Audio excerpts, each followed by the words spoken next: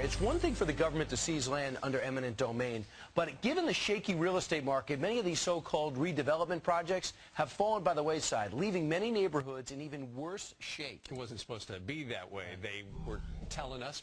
Closer to look, we've got eminent domain attorney Anthony Della Pelle. We thank you very much for joining us, Anthony. Thank you. Good morning. Anthony, of course, the most famous case is the Kelo case up in New London, Connecticut, where the Supreme Court said, yes, local entities have the authority to seize land if it's in the greater good. Well, now, as you look at what happened there with that land, a couple of years later, what happened to the Kelo site?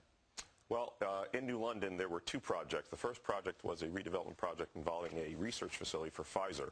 They built that. I think that's what you're seeing in the background on the screen.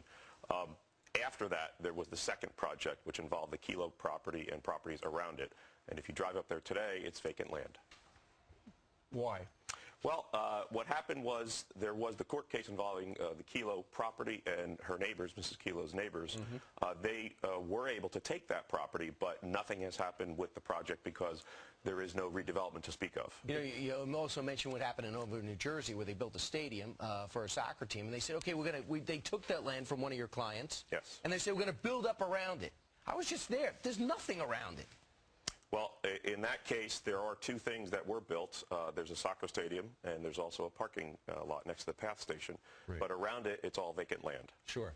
Now, the reason we use these examples is the fact that this happens, local entities or state entities seize land all the time under eminent domain, and they say, we're going to do this to make things better in this area. But because of the stock market has gone down significantly, come up a little bit, but because the real estate market has softened so much, there's no money available to redevelop this stuff.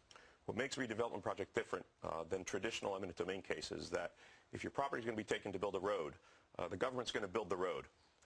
And then that road will exist and the public can use it. But with a redevelopment project, there is a private developer who needs to make a profit in order for it to work. So if the economic forces don't call for that developer to make a profit, right, they're not going to build. They're not going to get loans to be able to build, and the project's going to stall. And that's what you see all around the country right now. So what can we do if we feel our property is going to be taken for this so-called redevelopment project and the money's not there? Or can we do something as homeowners or landowners to make them prove that they're actually going to build something and have the financing to make it happen? Well, unfortunately, in most states, what will happen is the court will determine whether or not the government agency involved in the project has the right to condemn the property at that time.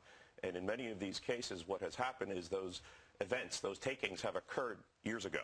So now, if the properties had been taken 3 or 4 or 5 years ago when things were better, the developer still hasn't built anything because now the market doesn't call for it. And the irony is they condemned a lot of that stuff because they said the land was blighted, and now years later, after they've taken it, it's still blighted. All right. Anthony Della Pelle, we thank you very much for joining us. Thank you.